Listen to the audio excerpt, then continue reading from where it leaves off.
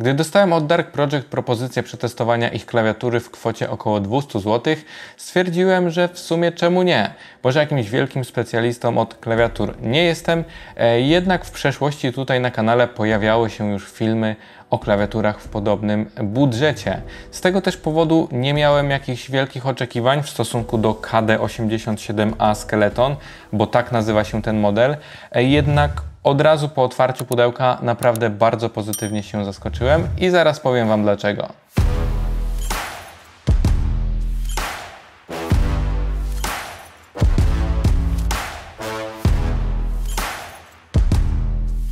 Po otwarciu pudełka naszym oczom ukazuje się bardzo standardowy zestaw, klawiatura, keycap puller, instrukcja oraz karta gwarancyjna. Design to co prawda kwestia gustu i nie każdy musi się ze mną zgadzać, jednak ja od razu po rozpakowaniu tej klawiatury stwierdziłem, że naprawdę mi się ona podoba.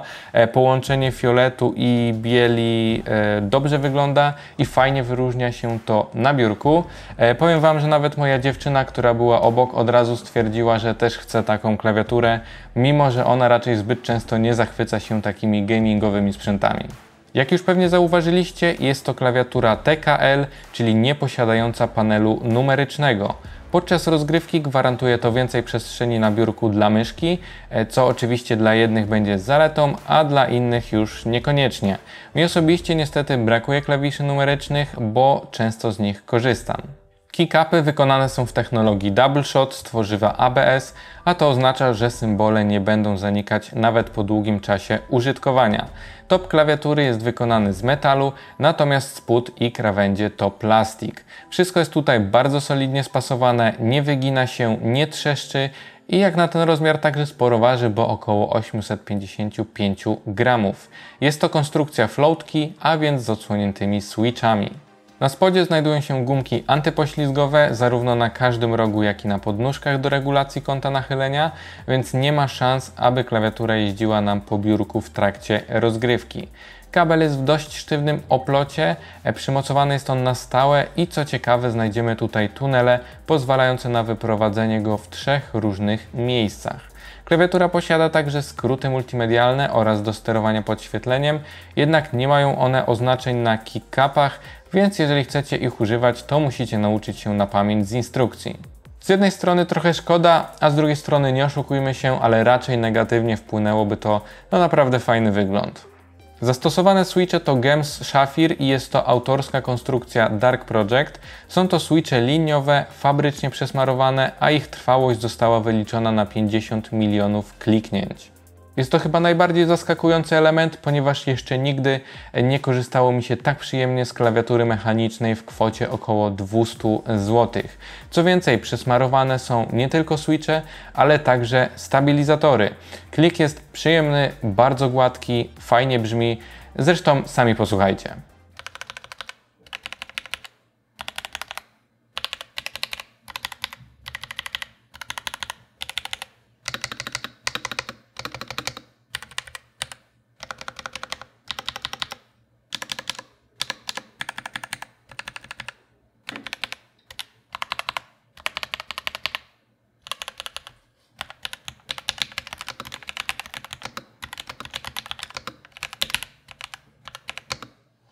Nie można zapomnieć także o dedykowanej aplikacji, która pozwoli na przykład na konfigurację makr czy podświetlenia.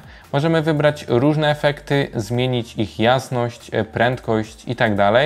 A co według mnie najciekawsze, możemy także stworzyć maksymalnie 5 profili customowych, wybierając podświetlenie oddzielnie dla każdego klawisza. Sam interfejs aplikacji może nie należy do najładniejszych i najlepiej dopracowanych, ale działa i myślę, że w tej kwocie można przymknąć na to oko.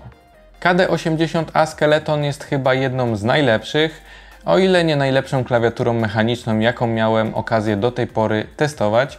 Mówię tutaj oczywiście o półce bardziej budżetowej, bo zazwyczaj właśnie takie modele trafiały w moje ręce. Mamy tutaj fajnie wyróżniający się design, solidne wykonanie, bardzo dobre, fabrycznie przesmarowane switche oraz stabilizatory, no i aplikację, która to akurat mogłaby być nieco lepsza. Chciałbym, aby ta klawiatura została klawiaturą, którą używam na co dzień, ale niestety bardzo brakuje mi tutaj części numerycznej, z której to intensywnie korzystam, na przykład w Lightroomie, Photoshopie, ale też i w innych zastosowaniach. Także koledzy z Dark Project, jeżeli oglądacie ten film, to ja Was bardzo proszę, stwórzcie bliźniaczy model tej klawiatury, tylko po prostu pełnowymiarowy i ja go wtedy biorę w ciemno, bo aktualnie mam problem, nie wiem czy wrócić do swojej starej klawiatury, która nie jest tak fajna jak ta, ale posiada część numeryczną, czy może zostać przy tej naprawdę bardzo fajnej klawiaturze, ale męczyć się bez tych dodatkowych klawiszy. Trudne sprawy. Jeżeli chcielibyście kupić Dark Project KD87A Skeleton, to link znajdziecie oczywiście w opisie pod filmem, jak również do testowego Instagrama oraz TikToka, na które bardzo Was zapraszam. Jeżeli dotrwaliście do tego momentu, to zostawcie też koniecznie łapkę w górę i napiszcie w komentarzach, co sądzicie o takim designie klawiatur. Czy wolicie klasycznie, całe czarne, ewentualnie białe, czy może taka mieszanka białego z fioletem, bądź też różnymi innymi kolorami bardziej przypadają Wam do gustu. Ja już się z Wami żegnam i do zobaczenia.